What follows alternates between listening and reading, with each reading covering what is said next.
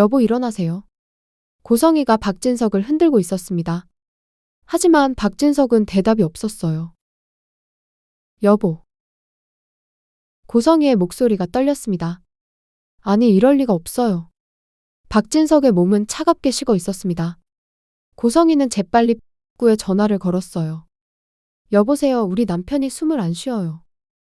빨리 와주세요. 고성희의 목소리는 다급했습니다.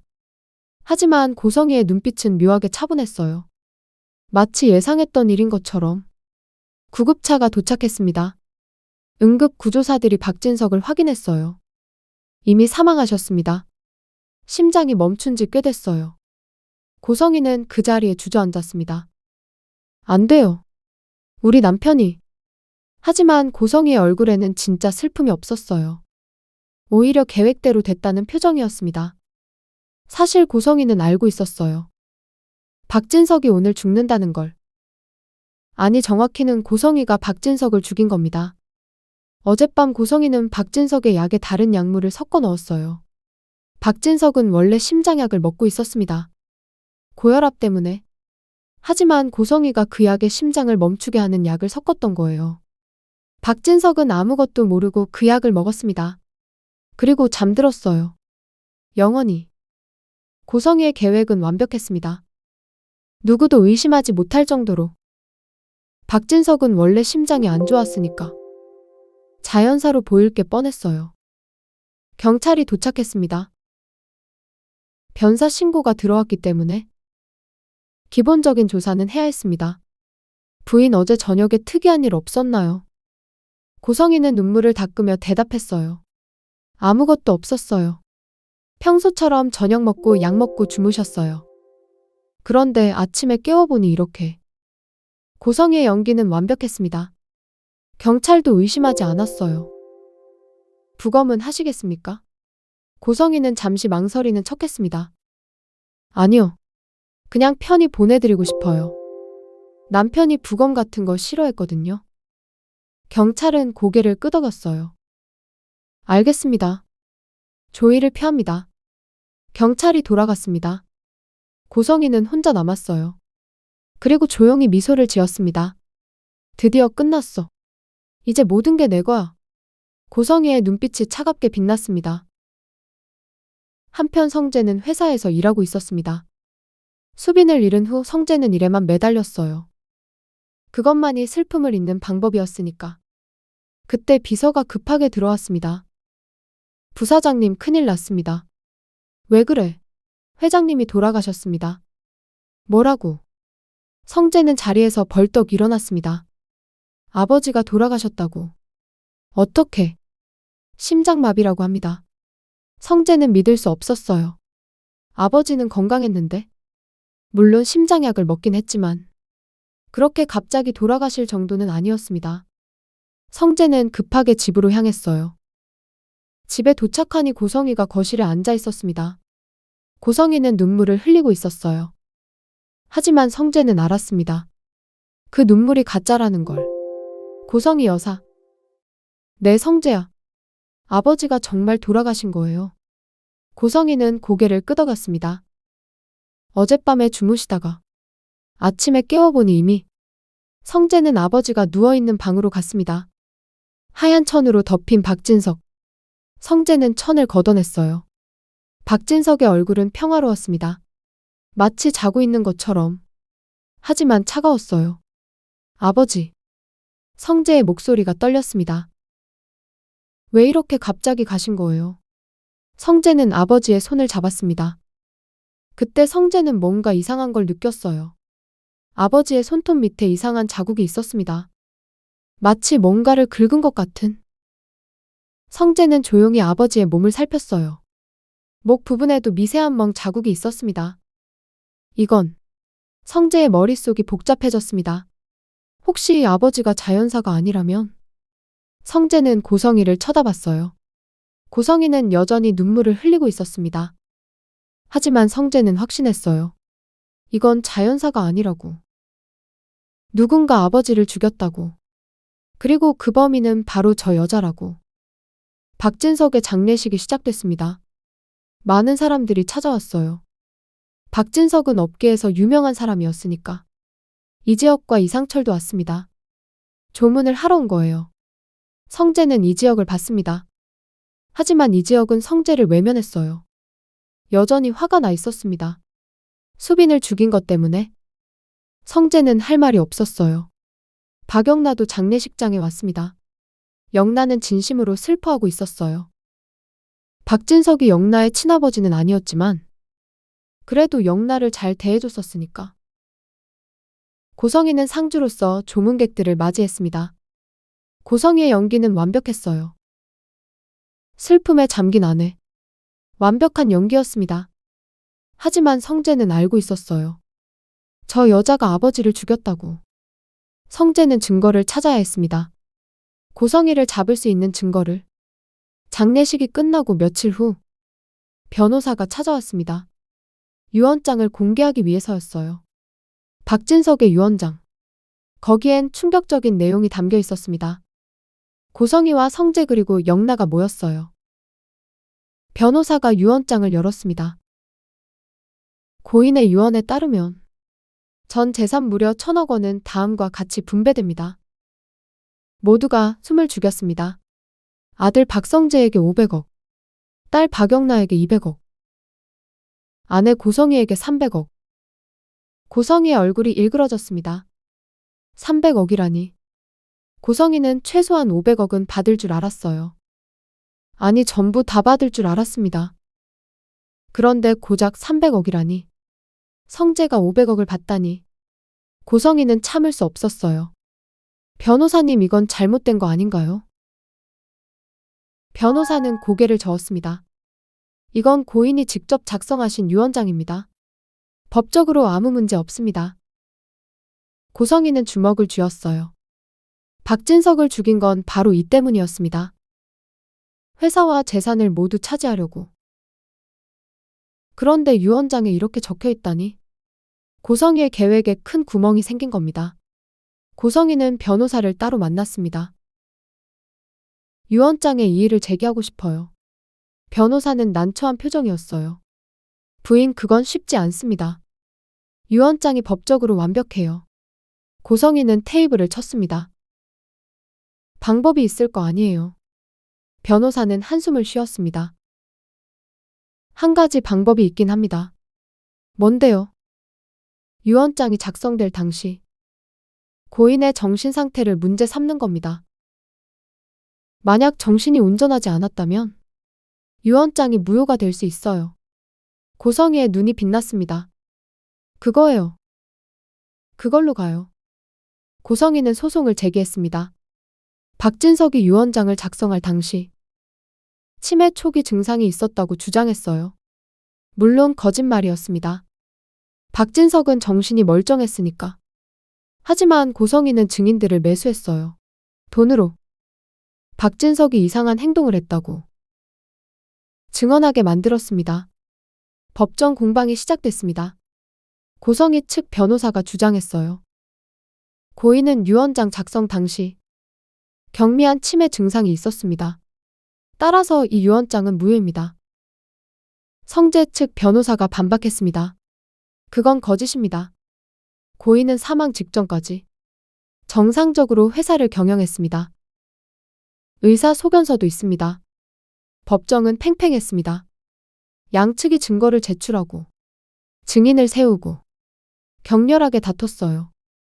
언론도 주목했습니다. 재벌가 1,000억 유산 전쟁. 연일 톱뉴스였어요. 사람들은 이 사건에 관심을 가졌습니다. 누가 이길까? 고성이일까? 성재일까? 1차 공판이 끝났습니다. 판사는 판결을 보류했어요. 추가 조사가 필요하다고. 고성이는 초조해졌습니다. 이대로 지면 300억밖에 못 받아. 아니, 어쩌면 살인죄로 전부 빼앗길지도. 고성이는 더 적극적으로 움직였어요. 증인을 더 매수하고 증거를 조작하고 언론 플레이도 했습니다. 하지만 성재도 가만히 있지 않았어요. 성재는 아버지의 주치의를 찾아갔습니다. 선생님, 아버지가 치매였나요? 주치의는 고개를 저었어요. 아니에요. 회장님은 마지막까지 정상이었어요.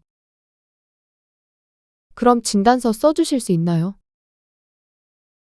물론이죠. 성재는 진단서를 받았습니다. 그리고 법정에 제출했어요. 결정적 증거였습니다. 주치의의 증언도 있었어요. 박진석 회장님은 사망 일주일 전까지도 제 진료실에 오셨습니다. 정기 검진 때문이었죠. 그때도 정신이 멀쩡하셨어요. 치매 증상은 전혀 없었습니다. 고성희의 얼굴이 굳어졌습니다. 거짓말이 들통난 거예요. 판사는 최종 판결을 내렸습니다. 원고 고성희의 주장을 기각합니다. 유언장은 유효하며 재산 분배는 유언장대로 진행합니다. 고성희는 패소했습니다. 300억만 받게 된 거예요. 아니, 살인죄로 구속되면 그것도 몰수당할 판이었습니다. 하지만 고성희는 포기하지 않았어요. 어떻게든 성재의 목까지 빼앗을 생각이었습니다. 성재는 유언장을 받아들고 나왔습니다. 500억. 엄청난 돈이었어요. 하지만 성재에게 돈은 중요하지 않았습니다. 아버지의 죽음, 그것이 중요했어요. 성재는 개인 탐정을 고용했습니다. 아버지의 죽음을 조사하기 위해서. 탐정은 박진석이 죽던 날을 집중적으로 조사했어요. CCTV를 확인하고 주변 사람들을 인터뷰하고 아버지가 먹던 약도 분석했습니다. 며칠 후 탐정이 성재를 찾아왔어요. 부사장님, 중요한 걸 발견했습니다. 뭔데요? 회장님이 돌아가시기 전날 고성희 여사가 약국에 다녀왔습니다. 약국이요? 네, 그것도 일반 약국이 아니라 불법으로 약을 파는 곳이었습니다. 성재의 눈빛이 날카로워졌어요. 어떤 약을 샀죠? 탐정은 서류를 꺼냈습니다. 칼륨 주사제입니다. 이건 심장을 멈추게 하는 약이에요.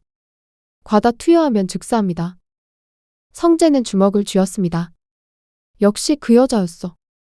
고성희가 아버지를 죽인 거였어요. 성재는 증거를 확보했습니다. 이제 고성희를 잡을 수 있었어요. 하지만 성재는 바로 움직이지 않았습니다. 고성희가 왜 아버지를 죽였는지 그 이유를 알아야 했으니까. 성재는 고성희를 미행하기 시작했어요. 고성희의 일거수일투족을 감시했습니다. 그리고 성재는 충격적인 사실을 알게 됐어요. 고성희에게 남자가 있었던 겁니다. 비밀리에 만나는 남자. 그 남자는 다름 아닌 박진석 회사의 경쟁사 사장이었어요. 고성희는 그 남자와 오래전부터 만나고 있었습니다. 박진석과 결혼하기 전부터. 고성희의 목적은 처음부터 박진석의 재산이었던 거예요. 사랑 따윈 없었습니다. 그저 돈과 권력? 그것만이 고성희가 원하는 전부였어요. 성재는 모든 걸 알게 됐습니다. 고성희가 왜 아버지를 죽였는지, 어떻게 죽였는지, 그리고 누구와 공모했는지. 이제 고성희를 응징할 때였습니다. 시청자 여러분, 구독과 좋아요는 다음 스토리를 만드는 큰 힘이 됩니다. 성재는 경찰에 신고했습니다. 고성희를 살인 혐의로 고소한 거예요. 증거도 모두 제출했습니다. 칼륨 주사제 구매 기록, CCTV 영상, 그리고 고성희와 경쟁사 사장의 만남까지. 경찰은 즉시 움직였어요. 고성희를 체포하러 간 겁니다. 고성희는 집에 있었습니다. 재산을 어떻게 쓸까 계획하고 있었어요. 그때 초인종이 울렸습니다. 고성희 씨 계십니까? 경찰입니다. 고성희의 얼굴이 굳어졌어요. 경찰이 왜? 고성희는 문을 열었습니다. 무슨 일이세요? 경찰은 수갑을 꺼냈어요. 고성희 씨, 박진석 씨 살인 혐의로 체포합니다. 묵비권을 행사할 수 있습니다. 뭐라고요? 고성희는 믿을 수 없다는 표정이었습니다. 무슨 소리예요? 전 아무것도 안 했어요. 하지만 경찰은 고성희에게 수갑을 채웠어요. 증거가 다 있습니다. 순순히 따라오시죠. 고성희는 경찰서로 끌려갔습니다. 성재는 경찰서에서 고성희를 마주했어요. 고성희는 성재를 보자 소리쳤습니다. 내가 한 짓이구나. 성재야, 어떻게 계모한테 이럴 수 있어. 성재는 차갑게 웃었습니다. 계모요. 당신은 우리 가족이 아니었어요. 처음부터 아버지 재산만 노렸잖아요. 고성이는 할 말을 잃었습니다. 성재가 모든 걸 알고 있었던 거예요. 나 억울해. 난 아무것도 안 했다고. 하지만 증거는 명백했습니다. 고성이가 칼륨 주사제를 샀다는 것. 박진석이 그 약물로 사망했다는 것. 그리고 고성이가 경쟁사 사장과 공모했다는 것. 모든 게 드러났습니다. 고성이는 구속됐어요. 1차 공판에서 검사는 무려 무기징역을 구형했습니다.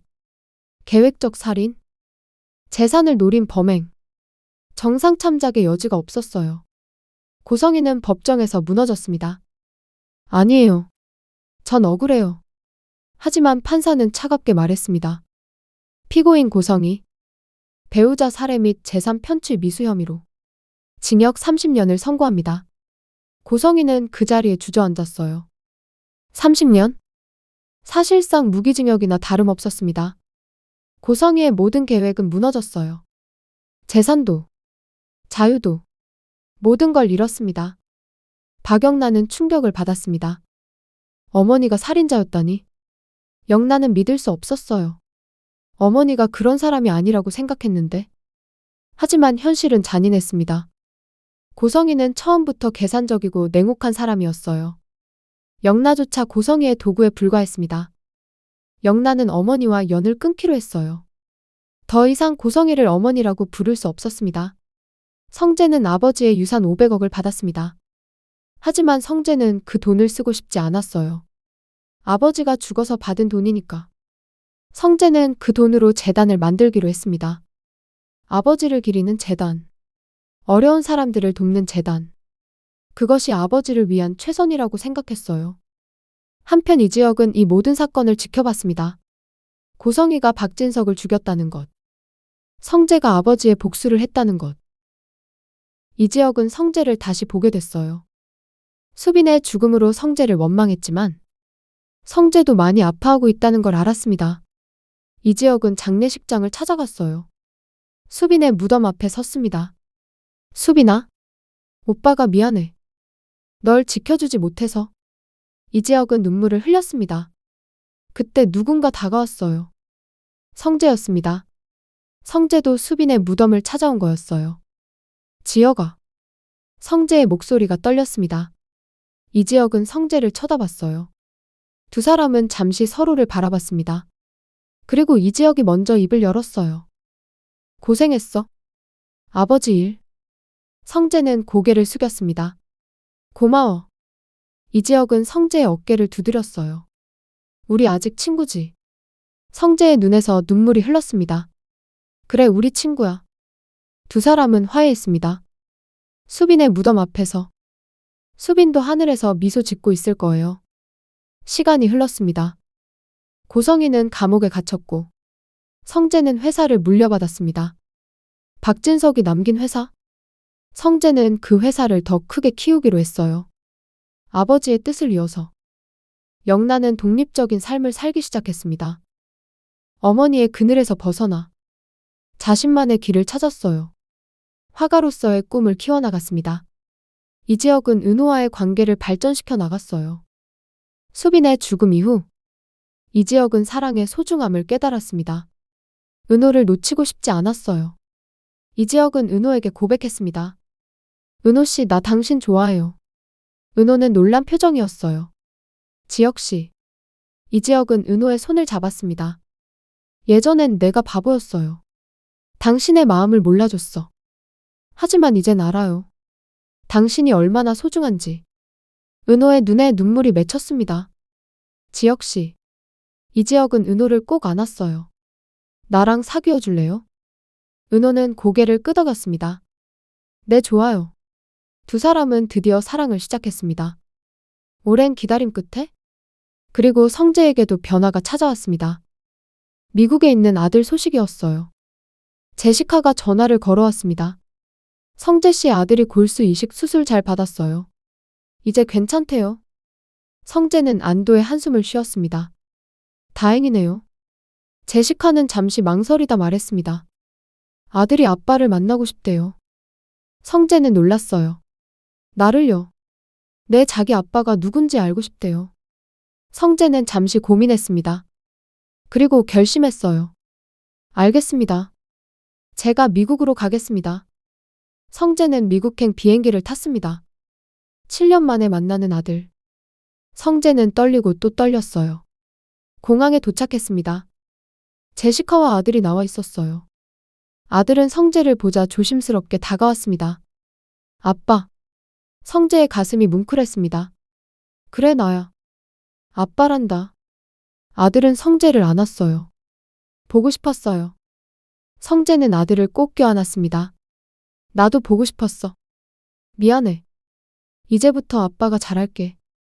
성재는 미국에 머물기로 했습니다. 당분간 아들과 시간을 보내기 위해서. 아들의 이름은 박준이었어요. 제시카가 지은 이름. 준이는 똑똑하고 착한 아이였습니다. 성재는 준이와 함께 시간을 보냈어요. 공원에도 가고, 영화도 보고, 밥도 먹고. 처음엔 어색했지만 점점 가까워졌습니다. 준이는 성재에게 물었어요. 아빠 왜 그동안 안 왔어요? 성재는 할 말을 잃었습니다. 미안해. 아빠가 잘못했어. 준이는 고개를 저었어요. 이제 와주셨으니 됐어요. 성재는 준이가 너무 기특했습니다. 이렇게 착한 아들을 그동안 외면했다니. 성재는 자신을 용서할 수 없었어요. 제시카와도 대화를 나눴습니다. 미안해요. 내가 너무 무책임했어. 제시카는 고개를 저었어요. 다 지난 일이에요. 이제 준이 아빠 노릇만 잘해주세요. 성재는 고개를 끄덕였습니다. 그럴게요. 약속해요. 성재는 준이와 일주일을 함께 보냈어요. 너무 행복한 시간이었습니다. 준이도 행복해했어요. 아빠 다음에 또 올 거죠? 성재는 웃으며 대답했습니다. 당연하지. 자주 올게. 아니, 아예 여기서 살까? 준이의 눈이 반짝였어요. 정말요? 성재는 진지하게 고민했습니다. 한국에서의 삶, 미국에서의 삶. 어느 것이 맞는 걸까? 하지만 성재는 결심했어요. 준이 곁에 있어주기로. 회사는 한국에서 원격으로 운영하고 미국에서 준이와 함께 살기로. 성재는 제시카에게 말했습니다. 내가 여기 와서 살게요. 준이랑 같이 있고 싶어요. 제시카는 놀랐어요. 정말요? 네, 진심이에요. 제시카는 잠시 고민했습니다. 그리고 말했어요. 좋아요. 하지만 조건이 있어요. 뭔데요? 준이를 실망시키지 마세요. 한번 약속하면 꼭 지켜주세요. 성재는 고개를 끄덕였습니다. 약속할게요. 이번엔 진짜 제대로 할게요. 성재는 한국으로 돌아가서 회사 일을 정리했습니다. 전문 경영인을 고용하고 원격 업무 시스템을 구축하고 미국 이주를 준비했어요. 이지혁이 놀랐습니다. 미국으로 간다고. 성재는 고개를 끄덕였어요. 응, 아들이 있어서. 이번엔 제대로 아빠 노릇하려고. 이지혁은 성재의 어깨를 두드렸습니다. 잘 생각했어. 행복하게 살아. 고마워, 지혁아. 두 친구는 포옹했습니다. 성재는 한국을 떠나 미국으로 갔어요. 새로운 삶을 시작하기 위해. 준이는 아빠를 보고 뛰어왔습니다. 아빠. 성재는 준이를 안아 올렸어요. 아빠 왔다. 이제 매일 같이 있을 거야. 준이는 환하게 웃었습니다. 성재도 행복했어요. 이게 진짜 행복이구나. 성재는 깨달았습니다. 돈도 지위도 아니고 사랑하는 사람과 함께 있는 것. 그것이 진짜 행복이라는 걸. 모든 것이 변하고 있었습니다. 고성이는 감옥에 갇혔지만 나머지 사람들은 새로운 삶을 살아가고 있었어요. 상처는 아물고 사랑은 시작되고 가족은 다시 뭉쳤습니다. 하지만 감옥에 갇힌 고성이는 복수를 꿈꾸고 있었어요. 언젠가 나가면 반드시 복수하겠어. 성재도, 영나도, 모두 다. 고성이의 눈빛이 차갑게 빛났습니다. 감옥에서 고성이는 혼자 계획을 세웠어요. 30년 후 출소하면 그때는 자신이 60대 중반. 아직 충분히 할 수 있는 나이였습니다. 고성이는 감옥에서도 포기하지 않았어요. 밖에 있는 사람들과 연락을 취했습니다. 비밀리에. 고성이에게는 아직 숨겨둔 재산이 있었어요. 스위스 비밀 계좌에 무려 500억이 넘는 돈. 박진석 몰래 빼돌렸던 돈이었습니다. 그 돈으로 고성이는 복수를 준비했어요. 밖에서 사람들을 매수하고 성재의 일거수일투족을 감시하고 약점을 찾아내고 고성이는 치밀하게 계획을 세웠습니다. 한편 성재는 고성이가 감옥에 있다는 걸 알았지만 방심하지 않았어요. 고성이가 조용할 리 없다는 걸 알았으니까. 성재는 사설 탐정을 고용해 고성이를 감시했습니다. 과연 고성이는 감옥에서도 움직이고 있었어요. 밖에 있는 사람들과 접촉하고 돈을 보내고 무언가를 준비하고 있었습니다. 성재는 그 사실을 알게 됐어요. 고성이가 복수를 준비하고 있다는 것.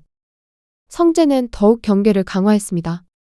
회사 보안을 강화하고 가족들을 보호하고 고성이의 움직임을 감시했어요. 성재와 고성이의 싸움은 감옥 안팎에서 계속되고 있었습니다. 누가 이길지는 아무도 몰랐어요. 하지만 한 가지 확실한 건 이 싸움은 아직 끝나지 않았다는 것. 고성이는 감옥에서 매일 근력 운동을 했습니다. 출소 후를 대비해서 몸을 단련하고 정신을 강하게 만들었어요. 고성이는 감옥에서 다른 재소자들과도 친해졌습니다. 특히 폭력 조직 출신 여자들과. 그들은 출소 후 고성이를 도와주기로 약속했어요. 돈을 주는 조건으로. 고성이는 감옥에서도 네트워크를 만들었습니다. 복수를 위한 네트워크. 30년이 지나면 그 네트워크가 움직일 것입니다. 한편 밖에서는 평화로운 시간이 흘렀어요. 성재는 회사를 안정적으로 경영했습니다. 아버지보다 더 크게 키웠어요. 직원들도 행복했고 매출도 올랐습니다. 성재는 훌륭한 경영자가 됐어요. 이지혁과 은호는 결혼을 했습니다. 아름다운 결혼식이었어요. 모두가 축복했습니다. 성재도 결혼식에 참석했어요. 지혁아 축하해. 고마워 성재야. 두 사람은 활짝 웃었습니다. 과거의 상처는 아물었어요. 은호는 웨딩드레스를 입고 행복해했습니다. 드디어 지혁과 결혼하게 됐어요. 오랜 짝사랑 끝에 은호의 꿈이 이루어진 거였습니다. 이상철과 김다정도 기뻐했어요. 아들이 좋은 사람 만나서. 정순이도 왔습니다. 은호의 어머니로서 딸의 결혼식을 축복했어요. 지강호도 많이 변했습니다. 이제는 책임감 있는 청년이 됐어요. 누나 결혼 축하해. 은호는 동생을 안아줬습니다. 고마워 강호야. 박영란은 화가로서 성공했습니다. 첫 개인전을 열었어요. 많은 사람들이 찾아왔고 작품들이 다 팔렸습니다. 영란은 어머니의 그림자에서 벗어나 자신만의 길을 찾았어요. 이지환도 새로운 사랑을 찾았습니다. 착한 여자를 만났어요.